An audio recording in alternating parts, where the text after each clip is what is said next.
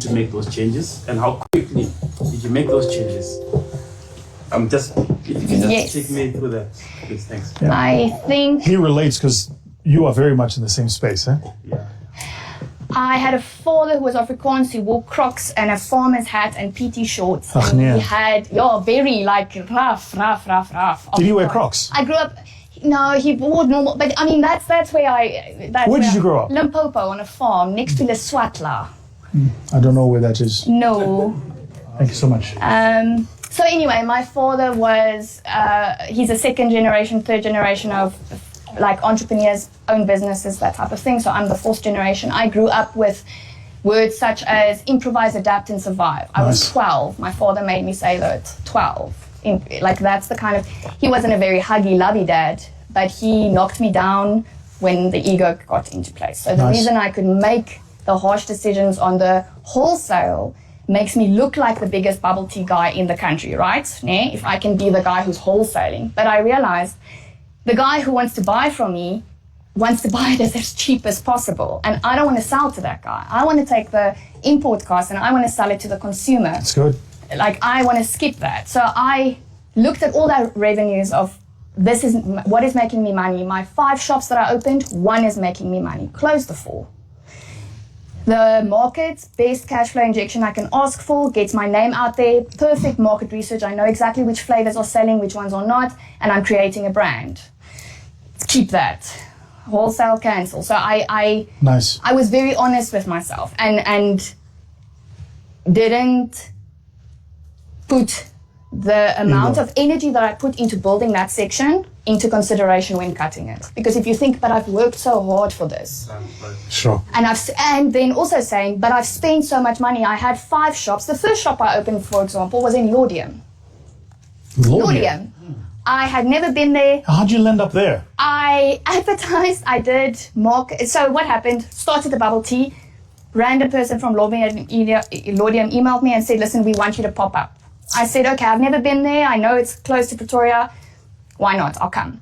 And they had a sweet shop called Yassine's, and they allowed me to pop up there for Saturdays and Sundays. And you are standing there yourself, like when I met you. My mom has a BMW X3 that my dad bought before he died. We didn't have a bakkie at that stage. I loaded an entire market setup in the back of my mom's BMW. And I worked it. It was fantastic. You know what? It was fantastic that I did it for the first 6 months. So my daughter was 6 months old. My husband and my mom was looking after her, and I was hustling. What I learned in those 6 months is exactly how my staff need to run the store so that they can't bullshit me. That they can't tell me, and how do I monitor my stock? It's a cash fluent business. So now you got people going to market. How do I know that some of the 50 rands are not going, those 6 months was really. But anyway, my first shop was in Laudium. I did so well for 2 years. It's halal, it's vegan. Muslim people don't drink, but they like different, funny, new foods, right? So just fit. Opened a shop there, made my money. What happened? Laudium is an Indian community. Indian communities look after their own. Sure. Me, Afrikaans, I was accepted and welcomed, and it was great until they realized I was printing money. And so then the next guy came in. Sure. And then I said, no hard feelings. I understand. Your community, you built it. You should make your money. So good. I'm off to the next one. That is so good. So you need to... There's like a book there, man. That's so good. That is so good. No, but you need to just be brutally honest with yourself and say the things that no one else wants to say. Sorry, I'm interrupting you because like your story is so layered and so rich. You know the thing you said to me, which is like stuck out. You said, had 5 stores, closed 4. I just went, pause. Yeah. Any of you ever had to close something you've opened? Yeah? It's like a gut-wrenching feeling, right? Like you start thinking about those nights and those dreams. And you genuinely feel like you feel like you failed, right? So what happened with me is that we're in the retail space, and we've opened the first shop in Stanley Avenue in close to Auckland Park. Yes. Yes. So we own the supermarket there for about 4 kilometers, unless you go to Randstad. Did well 2020, beginning 2021. By the end of 23, we opened another shop in Cape Town, and then by the end of 2023, we had money, and we wanted to scale and grow the business. And in 3 months of 2024, so it was Feb, March, April, opened 3 shops in 3 months. As a startup, we soon realized we're not going to make 5 times more money having 5 shops. That's so good. So by the end of We're not going to make 5 times more money having 5 shops. then we thought we'd 100%. we were successful with the first shop, we'll make the same. 100%. We were a small business, a family business. We had to hire 5 times more people to run the shops. Cash flow. 5 times more you don't cuck. know where the money's going. Exactly. By the end of 2024, I closed 3. The last one I literally sold at the end of July 2 days ago. So now we're stuck with the one in Stanley Avenue. But the reason why I'm here in Joburg is that people started hearing about our story, and a very rich guy from Pretoria approached our business. Also a brother and sister approached me and my sister, and we got a spa yesterday in Pretoria. Incredible. In a spa. Whoa. Yeah. But before you tell me about the spa, when you say you close them, what happens to the lease obligations? Luckily, we had to settle. It was closed, so we took it in Feb 2024. So by the end of 2024, it was almost time for the lease to go up. So it was a year lease. We only take a year lease Nice. to see what. Yeah, so we had to. Where's the spa that you've got now?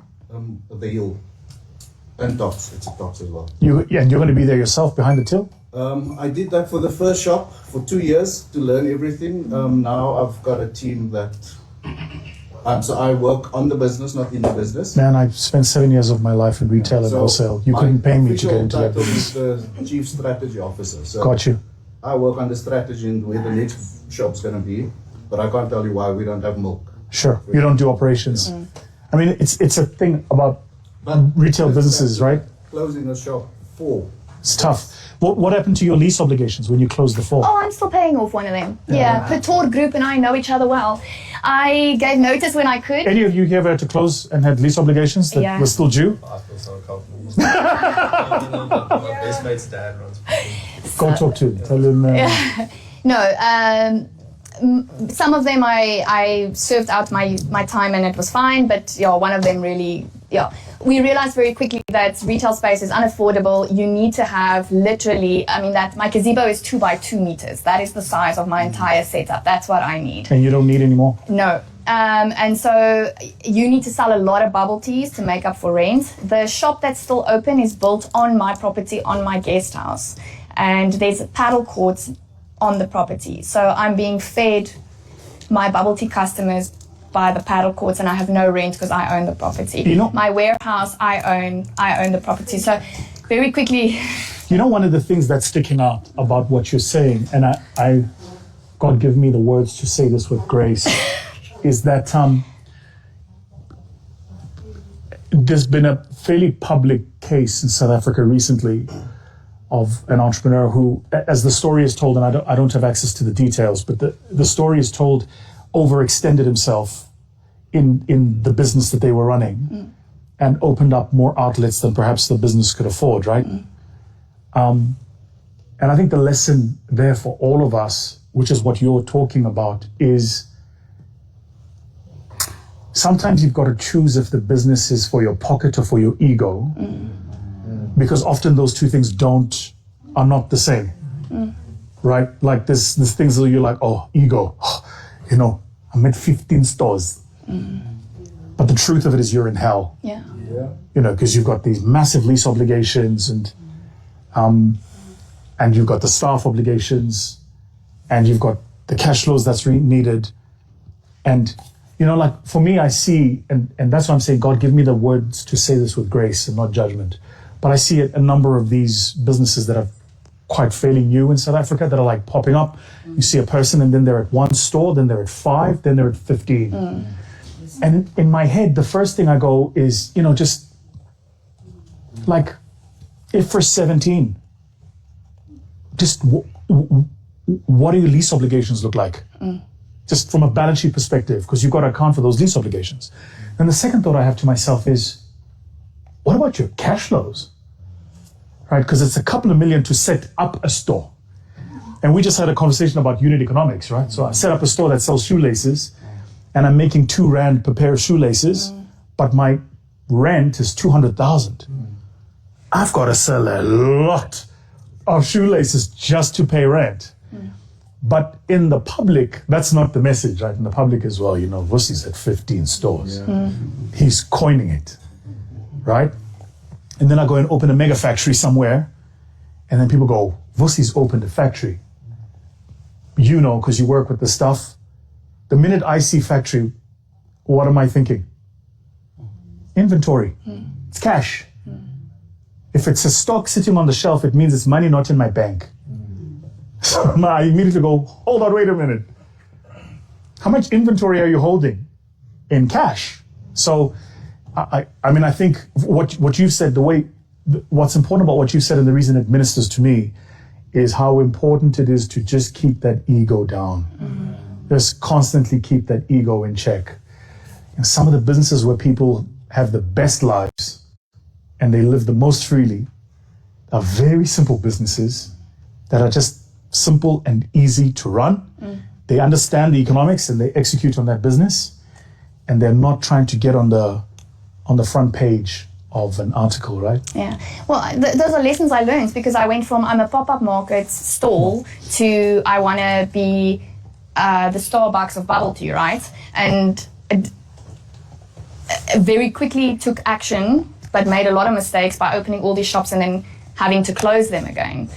Looking back at it, what I should have done is I had so many inquiries. I used to get about 20 phone calls a day about franchising, right? We've never heard of bubble tea, but we want to do it. Nice.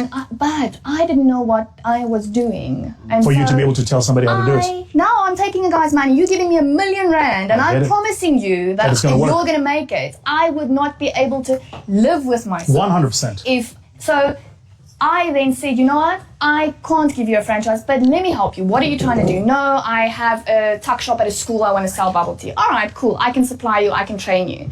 So that's one of the things that I do as well. We do training in our kiosk on the property that I own where I don't have to pay rent. And I can teach you because no one else does it in the country because everybody else is holding on to what they know. To knowledge. So when I first started saying you can make this at home, all the other competitors were freaking out and they were like, why are you trying to teach people to make this at home? You are stealing our clients. You're supposed to... Yeah, because they're trying to cover rent. Yeah, you're supposed to... They're supposed to come to us. Why? Sure. And I said, but I understand... One, I'm not big enough to take away all their business at this stage. I'm planning for then. I'm not planning for now. They're still hooked to you now. You'll make your money. But then who's going to be there? You know, the first time you have a cappuccino, let's say when it was invented, you could only get it at a coffee shop. 100%. Now you can get it in an sachet. instant packet. 100%. I want to be the instant packet at the end because it's more affordable and it goes into your grocery basket every week. I want to be, as mom goes to the sweetie shop aisle, take the lollipops, take the chippies, take the peanuts for the kids, and take the bubble tea. I want to be that one. That Oros bottle every mom has in her cupboard because kids don't, you know. I'm on Oros. Me too. So don't front. Oros and sparkling water? Shit. Fanta Orange has nothing on Oros with sparkling water. Say again? It's fake. Carry on. Yeah, so I want to be that thing that you take and put in your. I want to be your groceries. You know what is interesting, and this wasn't planned. Are you noticing the similarities between your business and her business? Both of them are trying to approach how do you disrupt the market and how do you scale without the limitations of what it ordinarily would take to scale. So ordinarily, what would it take to scale? Open more stores, serve more customers, and you've gone, well, I don't want the store route, so I've got to figure out a way to get more people to consume without taking up more square meterage. And so that's on this end, on the retail end, and then you go, but I also don't want to wholesale. So you've kind of figured out this model in between. Well done. Any last questions for her? Round of applause. Well done. Great.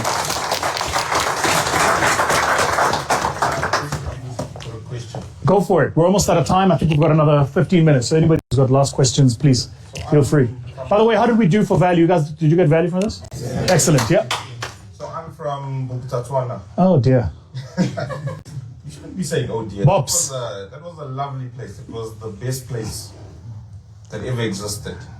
Bophuthatswana is Mangope's territory, right? That's right, yeah. That's right. You had Bob TV. That's great.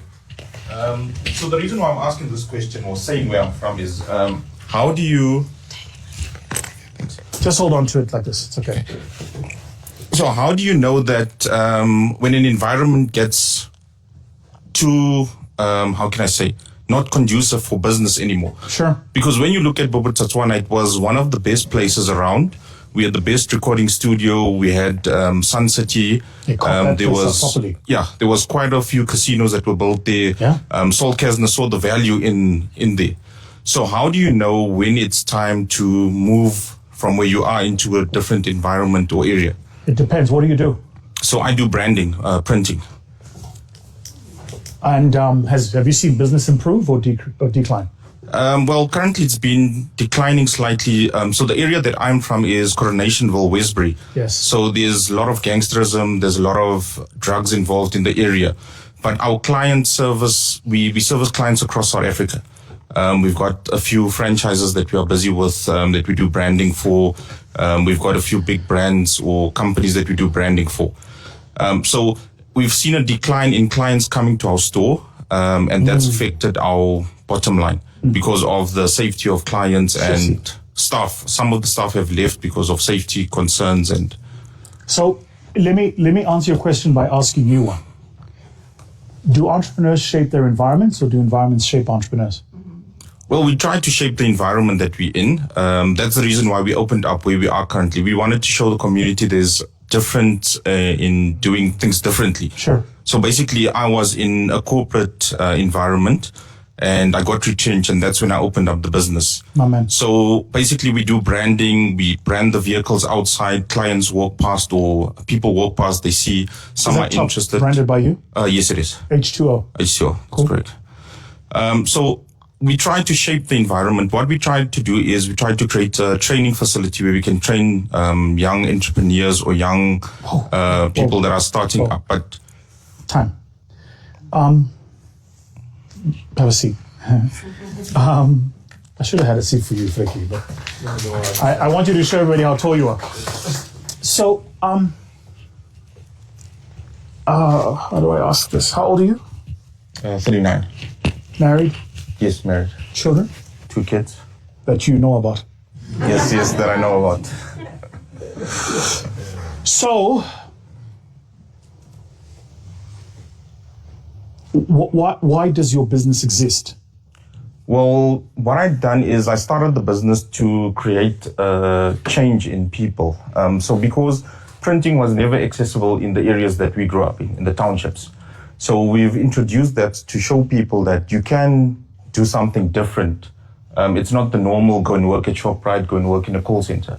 So you can become a graphic designer. Why? It's just the values that my parents gave. Why? Instilled in me. I don't know. So I think it's just the upbringing that what is to try and help people, Did you try and do what? Try and help people. Why? I think it's the Christian thing to do. Why? Because I believe in God. Yeah. Business is there to make money. Yes, we are making money, but in the process of making money, No. Show me, did you do accounting? No. Okay, remember our income statement? Yes. Just show me there. Where is help people? I can't. NPO. Where is it? That's not there. Yeah, so this is, I get criticized a lot for saying this, but it's the truth that I believe. Yeah. The best way to help people is to make money. Yeah. There we go. Make money. Yeah. Just focus. You know, it's like, because here's what happens with entrepreneurs, right? And that's why what you were saying, I was double clicking on it. So here's what happens with us. And it's particularly true for people like you and I, Yeah. who come from where we come from, is there's this thing called survivor's guilt. Yes. So we've survived it. Yeah. And if you think survivor's guilt is bad, right? Try success guilt.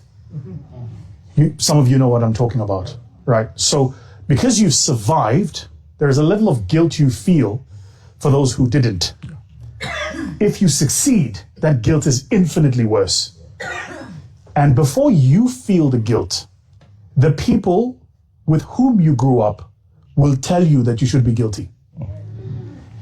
And in South Africa, we've made this such a thing that it's even in our language. So you'll hear them say things like, before we get to the give back, and I'll come there now. This is my favorite one. What's your job creation strategy? Yeah. I have one. It's called fuck all. It's not my job to create jobs. It's my job to build a business that creates value. Yeah. And from value, jobs will come. Government, I don't know how we, so maybe let me say it this way. Like, I would love to meet the councillor of the town you're in and ask him, what is he doing to make sure that you don't have to do what you are doing? Yeah. Because it actually isn't your job. Yeah. And so what happens to a lot of us, because you've now got this guilt, right? Now you go, I need to create jobs. And it's built, guys, I'm trying to disabuse you of this, like, take the pill. This is the matrix. Mm-hmm. Take the blue pill, red pill, take the pill. Okay. It's even built into the way we talk to each other. Mm-hmm. I'll prove it to you. Check this out. So we're all here. Before we leave, so hi, what do you do? Hi, my name is Fricky. Okay. What's the first question I'm going to ask him? What do you do? What do you do? What's the second question? How many people do you employ? Yeah. Why? Because the higher the number, the more successful he must be. Who told you that nonsense? Where does that BS come from? So I'll come to you in a moment, man. So, and then what happens is, and I don't want to go down this path, because then we can talk about the funding agencies and the stuff they measure, etc. Yeah. So beginning of the year, I spent much of January in Saudi Arabia. For several reasons. One of them is I'm at LEAP conference and we've got Saudi investors, right? So I'm at LEAP. It's a true story. I'm sitting on the third row because I'm important. And on the first row is like the royal family and MBS is sitting there, etc. And the second row are like the CEOs of all of these companies that are Saudi owned, Aramco, etc., etc. And in the third row is the important people. And I'm there, me, myself. So I'm sitting there and they have this guy go up on stage. They're announcing a deal, right? And the deal they're announcing is that the government of Saudi Arabia is investing in Grok AI. This was January this year. It's before it launched. And they pumped billion. I can't even remember. I think the valuation was like 18 billion. Yeah. But it was long before people were going, at Grok, is Vusi telling the truth? Okay, so. What was the value of an $18 billion investment based in? Expectations. But it was based on the economic value of what we believe this Grok thing is going to be worth. Yeah. Follow me? I promise I'm making a point. Anthropic, which is the AI company that built Claude, it's touted that Apple will probably buy them because Apple is really struggling with AI. If you use Siri, you'll know what I'm saying is true. Anthropic just raised money off a $170 billion valuation. Just pause. What is the GDP of Zambia? Anybody know? It's like 100 or something. No, it's less than 100. It's about 40 or 50 billion dollars. The GDP of the entire country of Zambia. If my numbers are wrong, don't kill me, but it's way less than 170 billion. Okay. So, a couple of people in Silicon Valley went and created a company, and they've created 170 billion worth of new economic value that didn't exist. What was their job creation strategy? Nothing. Because that's not the role of business. The role of business is to create value, deliver a good service to your customers, turn a profit, pay your taxes. Creating an impact in society is a function of that, not the purpose of it. So it's a byproduct. 100%. But we have allowed these socialists who read theory from people that are dead. Like, I'm trying to figure out, why are you telling me about Karl Marx in 20? He's dead. And I'm not saying, I don't want to be simplistic. I'm not saying that we shouldn't read history I'm not saying that political philosophy doesn't matter. I'm not saying ideology don't matter. I'm not saying any of those things. I am saying you can't take a cookie cutter template from 200 years ago or 100 years ago and superimpose it on me to live my life today. I'm not taking that pill. You can call me whatever you want. Go and attack me on Twitter. Put up the hashtag. I don't care. But I'm not taking that pill. So in this room, as an entrepreneur, your job when you leave here is to try and figure out, how do I maximize value? And in maximizing value, you create economic value. Jobs are a result. Jobs are not the design. The design of a business is to create value, not to create jobs. Jobs result from value. Value doesn't result from jobs. You don't believe me? Just go and check a Home Affairs. So I'm helping you. No, I understand. So Let me finish. Build a business. Yeah. Do it. But you've got to figure out what is the model of your business that makes sense. Separate your need to do good. Because the best version of you that does the most good is the version of you that's happy, wealthy, and can give back. Because you can't give what you don't have. Yeah, sure. Right? So your job is to go, and this is, I'll say another thing. This is particularly why, when I was coming up in my entrepreneurship journey, I don't know if I'm the only one, I really struggled with people and performance management. Yeah. Because you feel like when you're managing people, like you're being... Yeah. Exactly. Yeah, but is my job. My job is to get you to do your job so that we all have a job. It's not my job to be your mate. Once we all have a business and we're all doing our jobs and we're all delivering and we are all honest and we create value, then we can go, maybe we can donate some shoes to a school. Maybe we can have a not-for-profit organization. So maybe the question is this way, I'm going to use a simplistic example, and then I swear I'm going to stop monopolizing the conversation. You can tell us more. Is Bill Gates of better use to society if he builds Microsoft, becomes the wealthiest man in the world, then signs the giving pledge to give away all of his wealth before he dies? Or is he of better use to society if he builds Microsoft to create jobs? Which one? You tell me. Which one? That's it, the first one. Because we obviously want him building Microsoft, creating all this value, paying all these taxes. And by the way, he's got a couple of billion. Now he's funding malaria. He's doing this for... And he's still creating jobs. And he's still... Guys, if you hear, especially, I'm so sorry to be specific, especially black entrepreneurs, you have been socialized into nonsense. You have been told that you must exist to create jobs. No, you must exist to create value. The ANC promised people jobs. You didn't. They must deliver the jobs, not you. Now, they can support your business in an exchange for you creating jobs. Yes. Separate issue. I'm opening a factory. CIFA gives me some funding. They say, we'll give you some funding because in your business plan, we can see new jobs are created. But you went and wrote the business plan.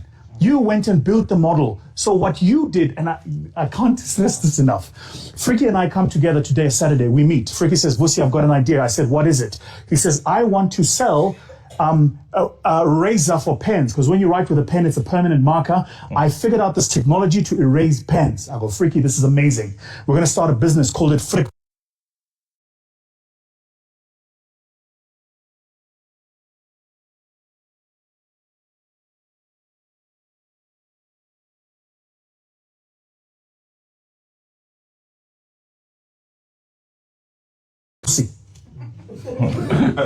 Right, so we start this business.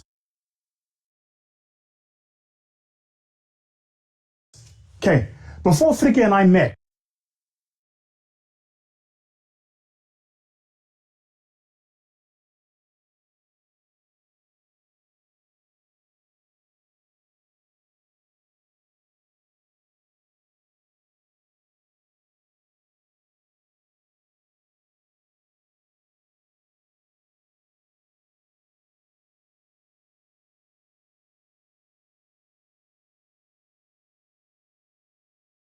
on a board, and I'll say,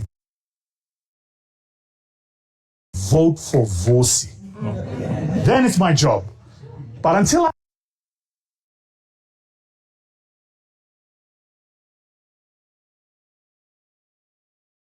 I I say that, you, Mr. Failed Government, don't get to make that my job. Because what's happened is you're failing. Now I must come to Westbury, where there's a crime problem, as I hear it, and this problem, and now I'm trying to solve it. That's why I said, does he shape his environment, or does his environment shape him? Because now you've opened your shop, now people are coming in, now there's a crime problem, now you can't hang on to staff, now you can't do this, and you're sitting there trying to figure out, how do I make this thing work? And I'm saying, it's not for you to make it work. Release yourself of the guilt to try and fix a society. That's not the job God gave you. We are on fire today. Hold on, sir. I want him to finish what he was saying, and then I want you to say your point. So, what I wanted to say is, I think our minds have been conditioned when you come from the township or survivor's guilt, man. Survivor's guilt. So, what helps us is sessions like these where we thought we knew about business, or I thought I knew about business, but seeing a lot of these things, it like. So we have a scorecard that we use in the business. It's different for different businesses, but we call it MT, and metric that matter. Every business has a set of metric that matter. And what the scorecard does is it allows you to answer a series of questions, and at the end, you know the top 3 things you should be measuring. So you don't sit there with the guilt of trying to measure, how do I keep people employed? Yeah. Because if she was trying to figure out how did she keep people employed, she wouldn't have closed 4 shops. Yeah. She would have stayed with 4 shops. She would have gone bankrupt. She wouldn't be in this room, and the people she currently employs would not have a job. We have been so deeply, I feel so passionately about this, we have been so deeply conditioned to think that it is our job to fix society. It isn't. It's our job to create value for society. Those to whom we pay for the value we create, this thing we call tax, their job is to fix it. I come from Benoni. Okay, it breaks my heart to drive through Benoni town. When I was growing up, you could go to Benoni Plaza on a Saturday. On Christmas, my dad would drive us to Benoni, and they had these lights that would hang all over Benoni city. And he'd take us on the lights. No lights now. Lights are gone. Plaza, gone. The place I come from, Wattville, was surrounded by factories. Factories, gone. My house, true story. My house was, as the gyro flies, 200 meters away from a railway line. That railway line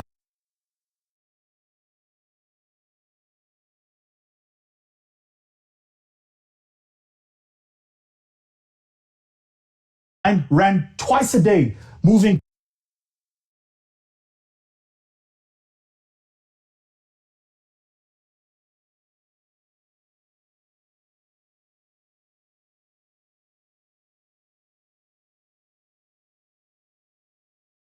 I've got to move it. I've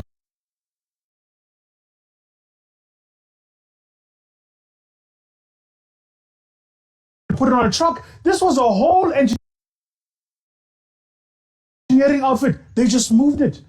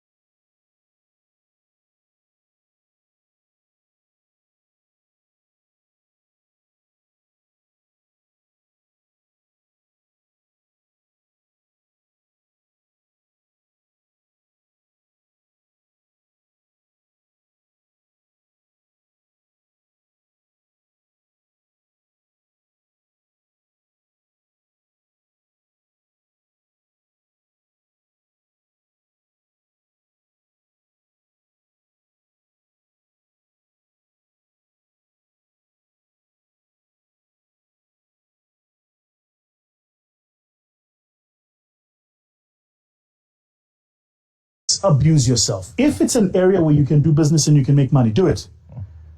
And in making money, do it ethically. Yeah. And pay people a decent wage. And be a contributing member of society. And when you want, you're a man of faith, I am, as it is my belief to give back, it is from that which I make, I give back. But I have to plant on good soil. Yeah. Why am I planting this thing if I'm planting here and you can't even keep the lights on? No. No. Stop. Time out. Today, you have now taken the red pill. You're not doing that stuff anymore. So when you leave here, you've got to figure out what are the metric you've got to measure to keep your business running, to keep you and your family happy, to protect the investment you've made so you can be a contributing member of society. Yeah. That's why these sessions are so powerful. Yeah. Because it's not until somebody actually says it that you go, this actually makes sense. And I think you can tell I feel very strongly about this. Yeah. This is precisely the reason why yeah, say your question. Let me be quiet with what I wanted to say next. Many years ago, I was in exactly that position. Okay. Right? I grew up in Eldos. I started this film company. I produced probably my first co-production with Skinner. Yeah. I went from, now just imagine, 1996, 10 years, 10 million bucks. Yeah. Sure. And from 10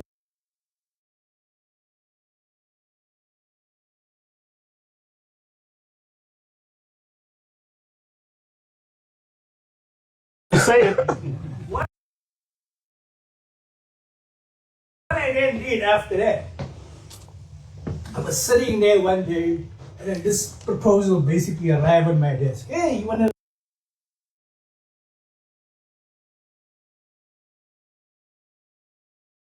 to pitch for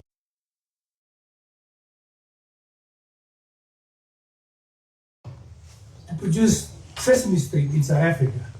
What the fuck? I don't have money. Yeah.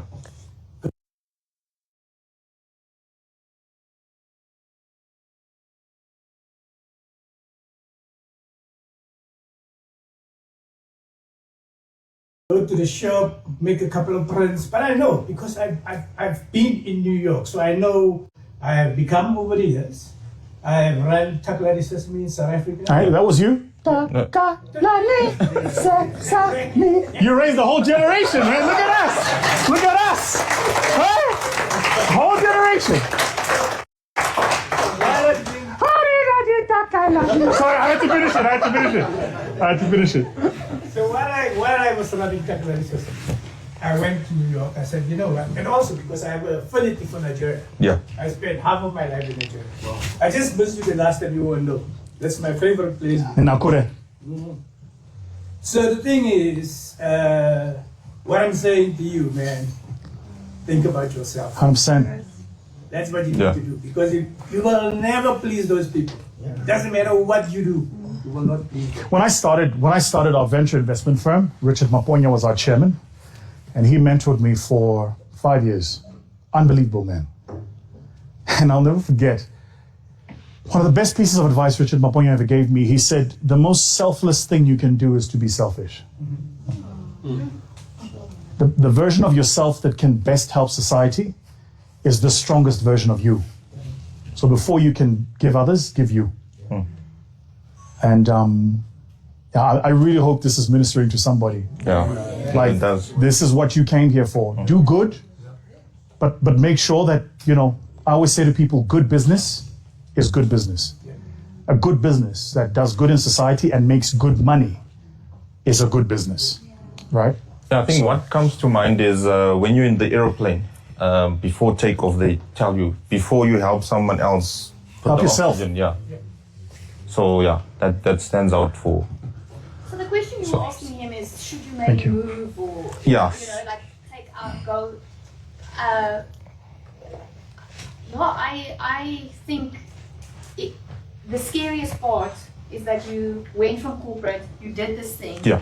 and now you need to make a call. And I think taking longer to make a call is going to hurt you more than making it faster and quicker. And so if you don't think that area is what's going to make you money, then pick up and go and do it now, Sure. as soon as you can, Sure. so that Sure. you can move to where you can make money faster so that you can get ahead. Sure. Like, don't be stuck in this, am I not, am I? I think indecisiveness in crisis situations is one of the things that hurt small entrepreneurs. Yeah. You need to write a book.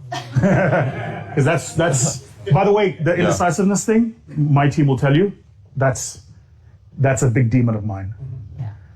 Question for you. Sorry, before you ask the question, because the other fallacy is the longer I take to make a decision, the better the decision. That's not And it's not always true. Yeah.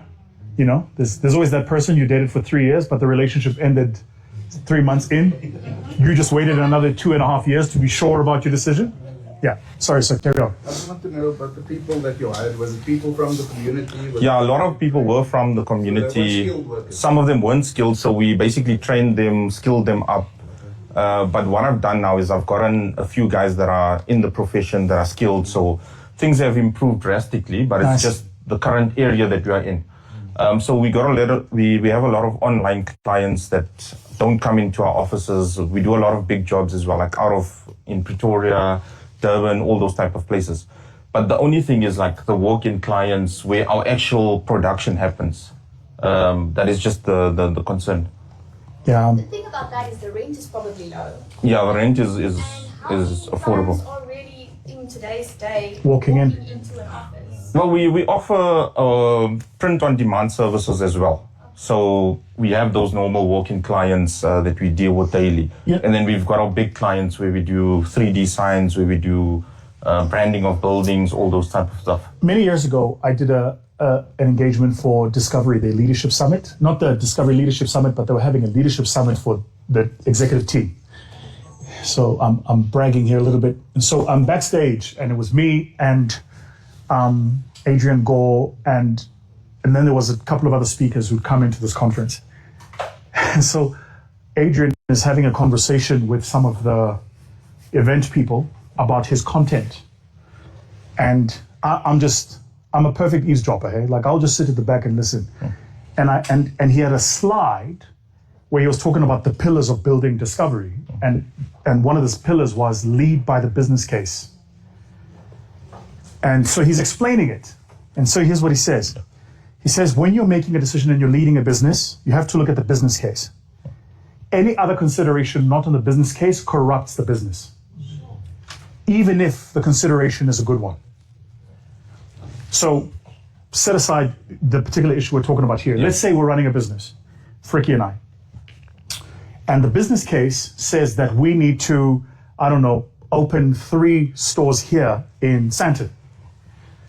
But out of the goodness of our heart, Fricky and I decide we're going to open 2 stores in Sandton, and we're going to open 1 store in another location.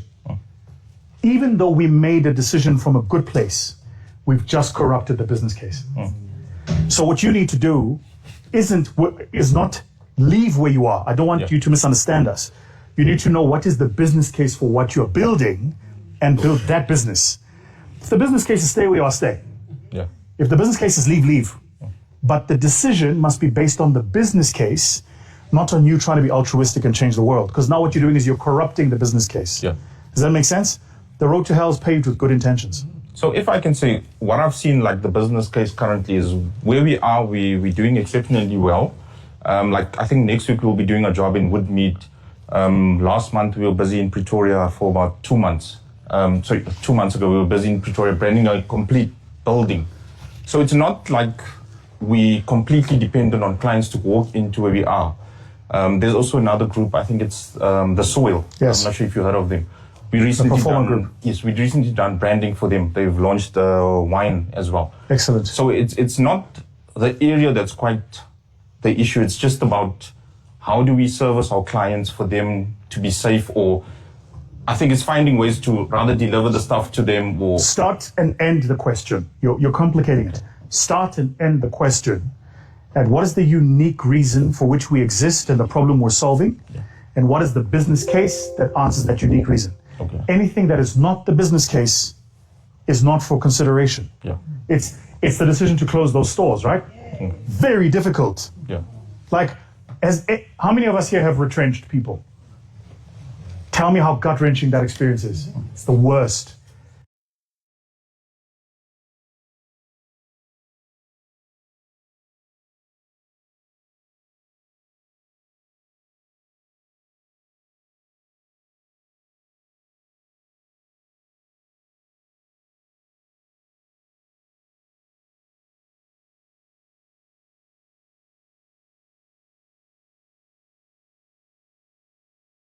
That answers that unique reason. Okay. Anything that is not the business case is not for consideration. Yeah. It's the decision to close those stores, right? Very difficult. Yeah. Like, how many of us here have retrenched people? Tell me how gut-wrenching that experience is. It's the worst.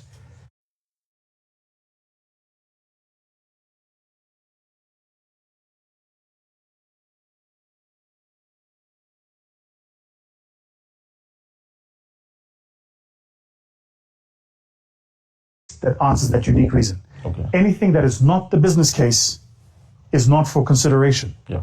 It's the decision to close those stores, right? Very difficult. Yeah. Like, how many of us here have retrenched people? Tell me how gut-wrenching that experience is. It's the worst.